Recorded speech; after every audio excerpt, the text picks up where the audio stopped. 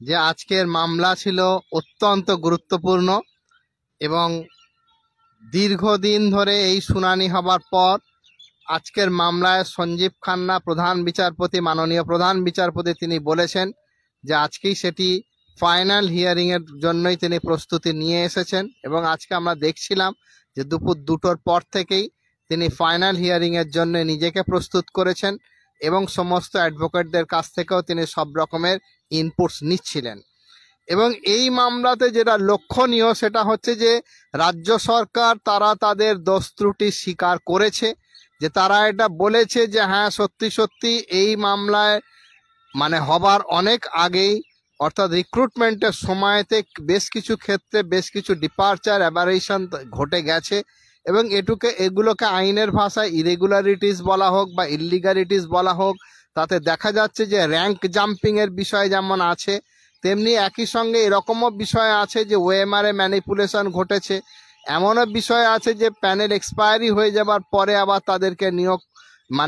নিয়োগ পত্র ছেড়ে দেওয়া হয়েছে এবং অনেক ক্ষেত্রে এসএসসির নিজস্ব স্ট্যাটিস্টিক্সের সঙ্গে West Bengal board of secondary এডুকেশনের স্ট্যাটিস্টিক্স মেলেনি। এরকম চাপান উত্তর বাদ প্রতিবাদ প্রত্যেকটি ক্ষেত্রেই চলেছে। আমরা সমিতির তরফ থেকে পশ্চিমবঙ্গের একমাত্র সংগ্রামী লড়াকু সমিতি হিসাবে এই মামলায় অংশগ্রহণ করেছিলাম, যেখানে পশ্চিমবঙ্গের আরো 72টি শিক্ষক সংগঠন নীরব থেকেছে। এই রকম একটি দুর্নীতির মামলায় যেখানেতে সততার পক্ষ নেওয়া উচিত ছিল এবং দুর্নীতির বিরোধিতা করা উচিত ছিল, সেক্ষেত্রে সমস্ত সমিতি আমরা বাদে বাকি সবাই কিন্তু নিশ্চুপ রয়ে গেছে। আমরাই এই মামলাকে অনেক কষ্ট করে সুপ্রিম কোর্টে টেনে নিয়ে এসেছি এবং শেষ পর্যন্ত লড়াই করেছি এবং মাধ্যমিক শিক্ষক ও শিক্ষাকর্মী সমিতি অর্থাৎ secondary teachers and employees association তারা নিজের নামেই মামলা দায়ের করেছে এবং এই মামলা শেষ পর্যন্ত লড়াই চালিয়ে গেছে এবং আমরা লড়াই করেছি যোগ্যদের জন্য, আমরা লড়াই করেছি যারা স্বচ্ছভাবে সততার মাধ্যমে পরীক্ষার ভিত্তিতে মেধার ভিত্তিতে নিযুক্ত হয়েছেন তাদের জন্যই। আমরা আশা করি যে সুপ্রিম কোর্টের কাছ থেকে আমরা ন্যায় বিচার পাব এবং মহামান্য প্রধান বিচারপতির নেতৃত্বাধীন বেঞ্চ তারা যোগ্য প্রার্থীদেরকে ন্যায় বিচার দান করে তাদের যে বিনিদ্র রজনীর যে উৎকণ্ঠা উদ্বেগ তার অবসান ঘটাবেন এবং এর ভিতর দিয়ে শিক্ষাক্ষেত্রে নতুন একটি দিগন্ত সূচিত হোক এবং এই ঐতিহাসিক মামলা যাতে সুষ্ঠুভাবে যোগ্যদের হাসি ফুটিয়ে এই মামলার নিষ্পত্তি হয়, আমরা সেই আশায় থাকব।